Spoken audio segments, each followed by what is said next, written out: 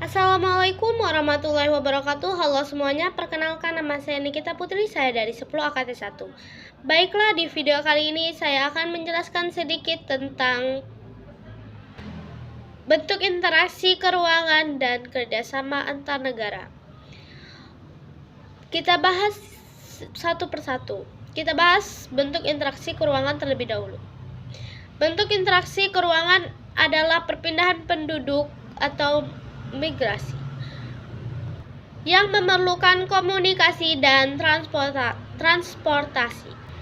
Di bentuk interaksi keuangan terdapat 3 poin. Yang pertama ada migrasi, yang kedua ada komunikasi, dan yang ketiga ada transportasi. Poin pertama, migrasi. Migrasi merupakan bentuk interaksi antar ruang yang mengakomodasi pergerakan orang dari suatu wilayah ke wilayah lain dengan tujuan tertentu.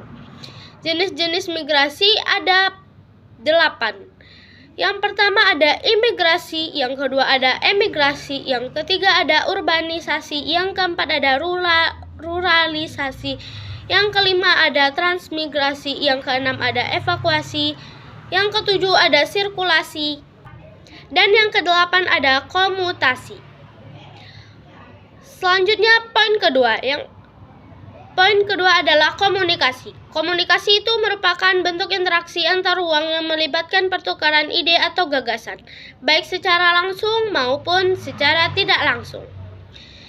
Poin ketiga ada transportasi. Transportasi itu merupakan bentuk interaksi antar ruang dalam pergerakan barang dan jasa dari daerah satu ke daerah lainnya.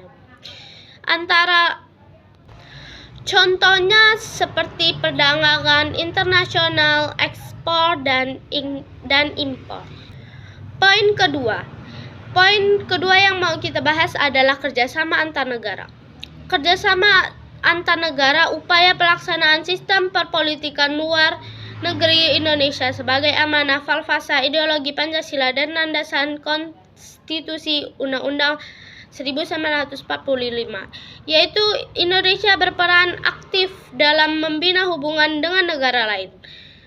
Hubungan luar negeri Indonesia secara resmi telah dimulai sejak negara Indonesia berdiri, yaitu pada tanggal 17 Agustus tahun 1945.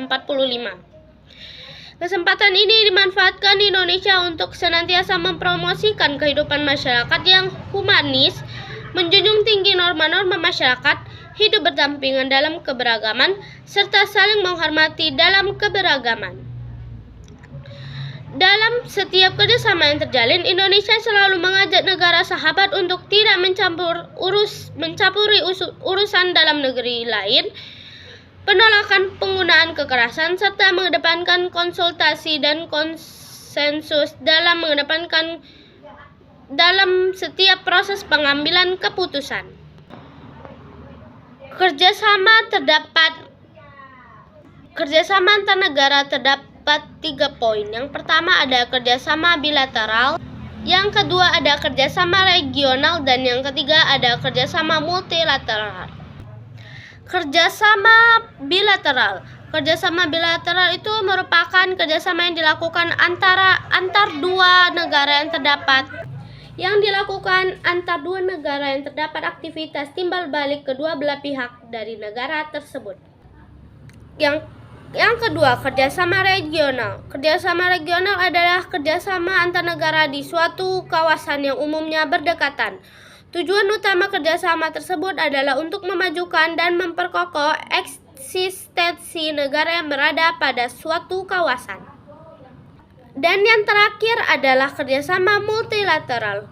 Kerjasama multilateral itu merupakan bentuk kerjasama yang melibatkan lebih dari 2 negara ataupun kelompok. Kerjasama tersebut tidak memandang regional kewilayahan. Contohnya kerjasama multilateral adalah Perserikatan Bangsa, WTO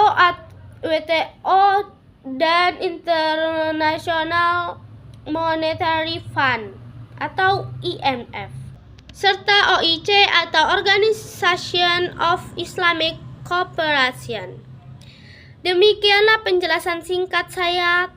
tentang bentuk interaksi keuangan dan kerjasama antar negara. Apabila ada kata-kata saya yang salah, mohon dimaafkan. Semoga ilmunya dapat bermanfaat bagi kita semua. Amin amin ya robbal alamin. Saya tutup dengan Assalamualaikum warahmatullahi wabarakatuh.